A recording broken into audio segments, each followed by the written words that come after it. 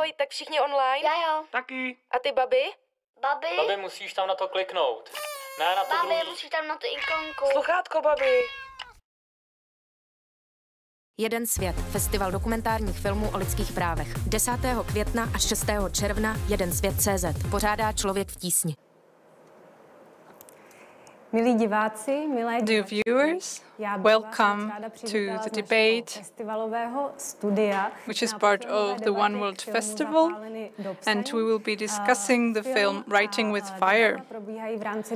This Q&A and the screening was part of the One World Festival, organized by People in Need. It is the 23rd edition of the festival.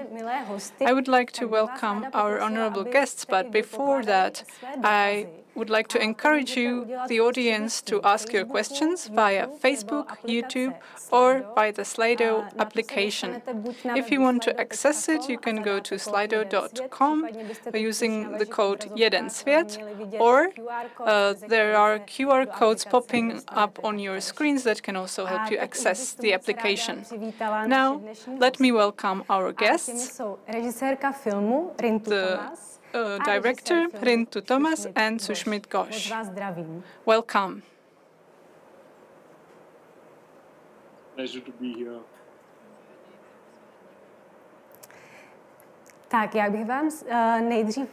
First of all, thank you for a very powerful film, which was very inspiring and helped me learn a lot.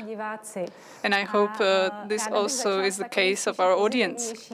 First of all, I would like to ask, your film touches upon really important topics. We see the reporters in tough situations, but at the same time, we sense that they have a sense of humor and sense of perspective. So what was it like working with them? Did you go through some funny moments? Could you experience their sense of humor, which I felt was very much present? Hi, Julie, and thank you for having us here. It's a bit strange to look at myself on screen and then that screen. It's a testimony, I think, to the new way of premiering films and interacting with audiences. And what a great question.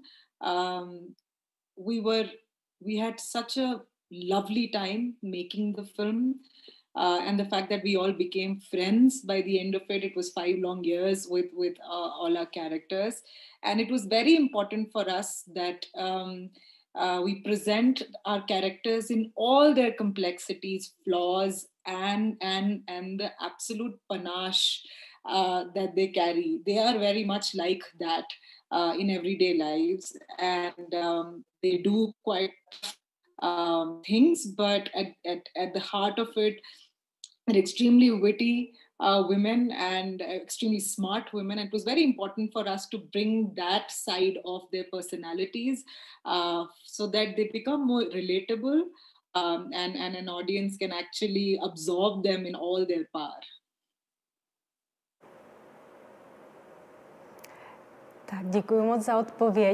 Okay, thank you for your answer. And now let's look at it from another side.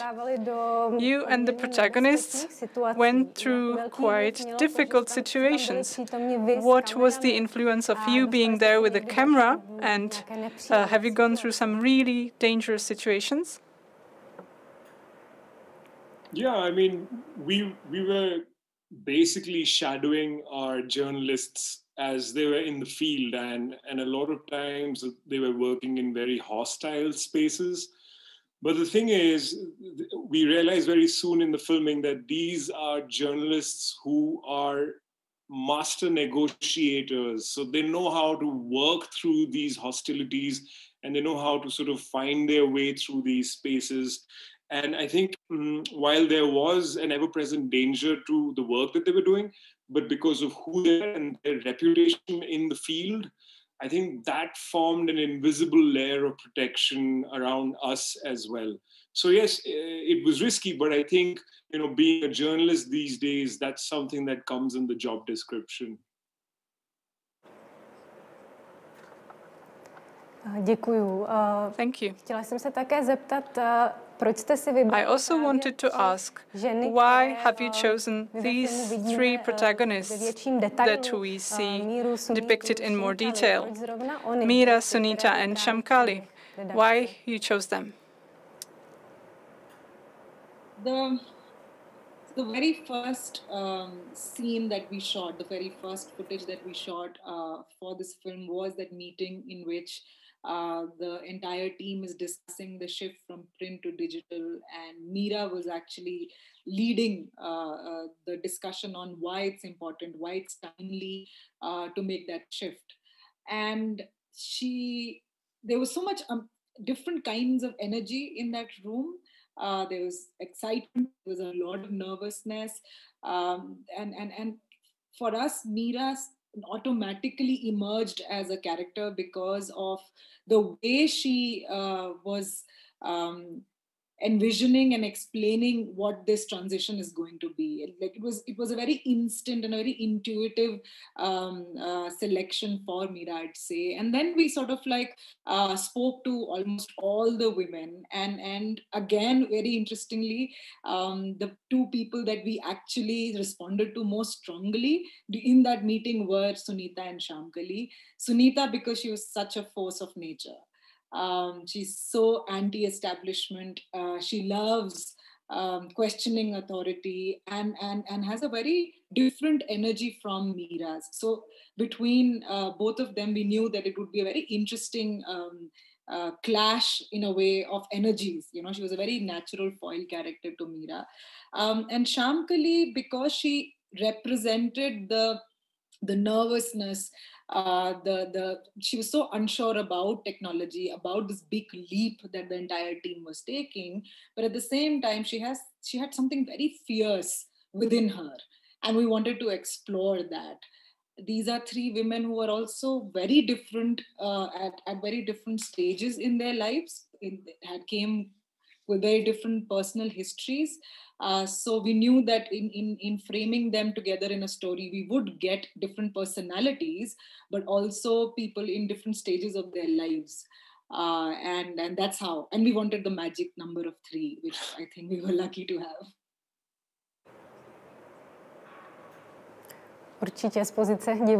Yes, as a viewer, I can confirm that the magic was present. And I would like to say that I really loved the scene where Shamkali kind of wonders what this angle or perspective is. Your film touches upon several great topics: the position of women within the Indian society, the position of female journalists, media digitization, the caste system, political situation in India nowadays, and personally, I found there a great balance between these topics. But maybe what was your angle, your perspective you chose for the film? I mean, very, very early on in going into the filming, we knew that this was going to be a highly intersectional film because, as you said, the themes of gender, representation, media, democracy, caste, and so much more. And I think we used like the newspaper really was sort of like a Trojan horse that we used to dive into the lives of the journalists.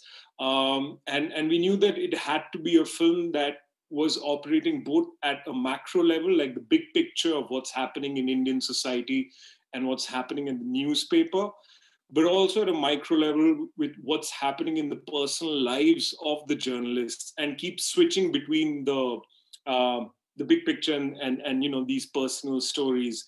And I think that was the toughest sort of thing to do, to stitch together something seamlessly, because you know, we wanted this film to work for an international audience as much as it had to work for an Indian audience. And so I think the guiding principle that we used in the edit was to not overcomplicate what is simple and to not oversimplify what is complicated. So I think that was how we worked with the edit.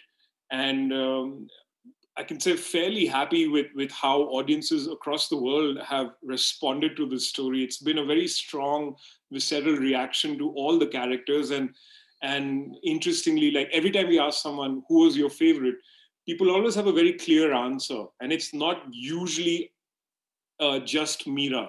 it's split between Meera, Sunita, and Shamkali. So in that sense, I think each of their characters has come through in the storyline, and we're very satisfied with that.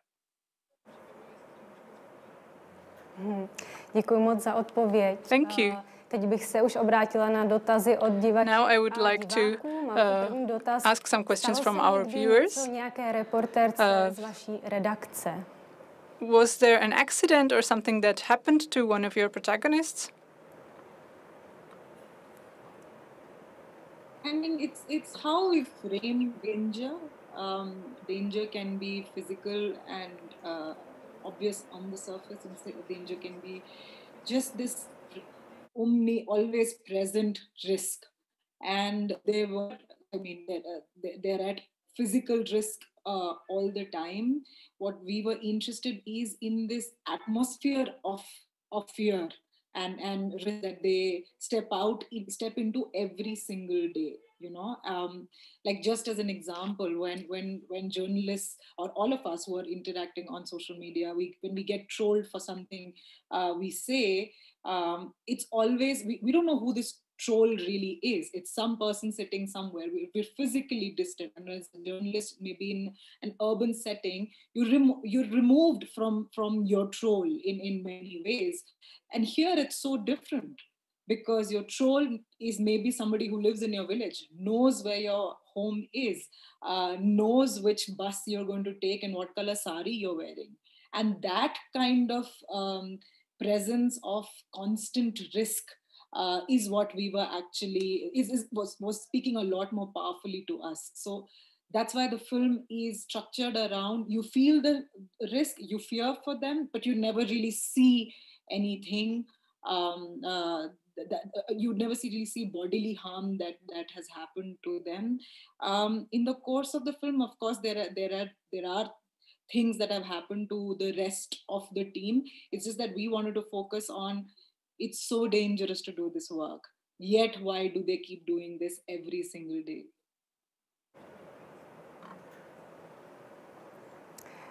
Další dotaz je, zda Another question. zápasili tolik s mobilitou Did the reporters struggle with the technology? Was the connection lost, as is the topic of this year's festival?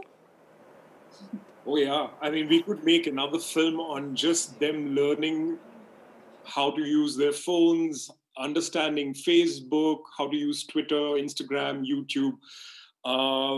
And the connection was lost many a times. But I think what is fascinating about them is that despite most of them never having ever experienced the power of the internet before they became journalists, they took to technology very, very quickly. And, initially there were challenges like there is no electricity at home. So by default, there is no internet at home. How do you transfer big data over, 2G or 3G networks? And then, things like how do you transfer this data and edit it? So there were a lot of like technical hiccups I would say in the first year of them transitioning. But Meera was someone who was always leading from the front. And also you see a glimpse of Kavita in the film, Meera's best friend. So these were the two mavericks in the system who continuously kept the ship in order. And they were constantly training, they were constantly updating their own knowledge skills. And now, I mean, we were on another panel and we were just wondering, Meera, we are on a panel, how do we sort of translate for you? Because we would break the flow of the conversation if I start translating in Hindi. So I will send you WhatsApp notes. And she's like, no, Sushmit, there is a function in Zoom that allows you to send me direct messages on chat. So, you can just use that. So they're way ahead of the curve right now is what I can say. And they've just, they're phenomenal. That's a great answer, thank you. And another question. Are you planning to screen the film in India, and what reactions are you awaiting? There was a great celebration in the Indian media when the film won awards at Sundance, and the fact that it's a story like this. There's a lot of excitement and anticipation. We're hoping to bring the film back to India through the festivals that happen in the latter half of the year. Some of the audiences and these people are from different walks of life who have watched the film so far. The response has been amazing. And we showed it to a very diverse group of audience, very limited or close group, because we wanted to understand how people are, it's such a diverse country, so how people are responding. And it's just been a really powerful response to the film, so we can't wait. I think as a storyteller, you're also always looking to engage with people whose politics doesn't necessarily mirror your own. And can your story become a trigger to start new conversations? And what has really sort of surprised us is that we have actually shown this film to people who would not necessarily align with the politics of the film, but they have come back to us saying this is really, really interesting. Like why, and they didn't know about the existence of this newspaper and the work that they do and the kind of work that they've been doing, and they're like, more Indians need to see this film. So they were like, yeah, this is interesting. This might actually lead to something more in our country. So we're very excited to be bringing the film back home later in the year. Yes, we are crossing our fingers for you and for the film. And another question from our audience. I believe that in India there are so many great topics for a documentary. Why have you picked this one? And what are other topics maybe for the future of your creation? Yeah, we have a habit of picking stories about people who are not, who we would call outliers, who have always been outside the system, and people who have created phenomenal change in their sort of regions or in their social circles, whether that be themes of wildlife or environment or social justice.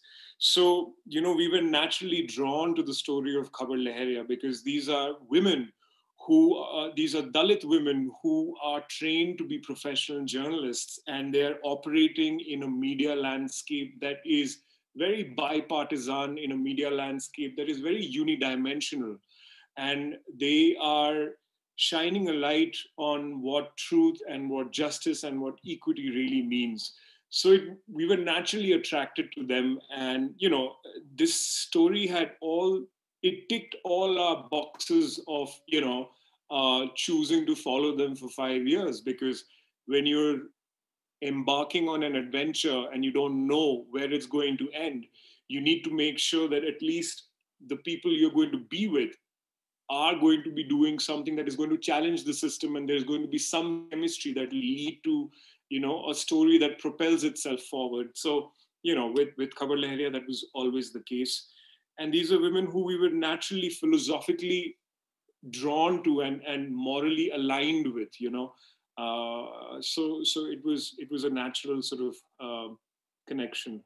What are we up to next? A bunch of things, but I think COVID has sort of stalled those plans. So we have a few projects that are in development right now, and hopefully next year we hit the ground running with another film. Děkuju moc za odpověď. Thank you. Možná jenom nakonec se zeptám takovou velmi rychlou. Maybe finally, just one quick question. Váš dokument je pro mě příklad. Your documentary showed an example of a film that can really make a difference and bring about change. Do you have some concrete activities or a campaign that goes with it? And where can our viewers learn more about it? We're in the process of designing the afterlife of the film, and in fact, while making it itself, we were thinking about what is the kind of audience that we would want to engage, what is the kind of impact that we would like to create with the film. There are many opportunities that are shaping up. These are screenings in different kind of institutions like journalistic institutions, universities where journalism students are interested in watching the film, generally universities, journalists, and media houses. So that's like one kind of an audience that we would want to engage by doing screenings. There's a lot of interest in the film from educational institutions who want to include it in their curriculum, want to screen it to their students. So that's another opportunity. We would love for the film to be able to forge new collaborations for Khabar Lahariya and actually spotlight their work. We hope that the film is able to forge those new relationships for them. So I think as an audience, the first thing would be to maybe look them up, their work on YouTube, follow them on Twitter, and really, this film, the whole idea of making this film is to amplify the work that they are doing, and making that model of journalism a possibility. So there are lots and lots of things. Hopefully COVID will subside and we can actually move ahead by the end of the year. But there are lots of things in the pipeline. Thank you very much. I'm crossing my fingers for you and for this project. Maybe also our audience will be ready to contribute. And now I would like to thank you for the Q&A because we've run out of time. I'm really happy to be able to meet you, although it's only via screen and not in a cinema, but still it was very pleasant, and good luck for your film. Thank you, Julie, thank you so much. Thank you for everyone who's joining. Dear viewers, I also would like to thank you for being here, for watching the Q&A.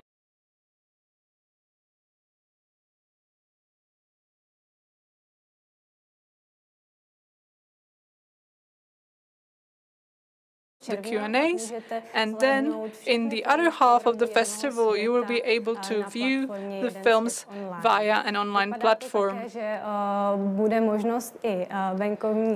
It seems that we will be able to have some outdoor screenings, so please follow our website to find the freshest information.